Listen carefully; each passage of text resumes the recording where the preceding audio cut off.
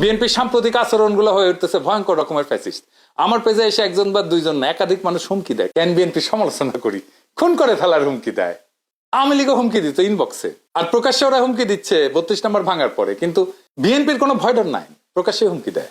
আমি আজকে একটা দেখাচ্ছি কি কারণে সে আমাদের দেশে আসতে দেবে না বা আসলে বাইসা থাকতে দেবে না, ওটা ওরাই জানে। এরা ক্ষমতা আসলে কি করবে আল্লাহ মালুম। হ্যাঁ, আইডম থাকলে করে নিস রে ভাই, হ্যাঁ করে নিস, যে জিতবে ওই তো সিকান্দার হবে। হাইডম থাকলে তুই আমাকে দেখে নেবো, আমার হেডম থাকলে তো করে দেখে নেবো।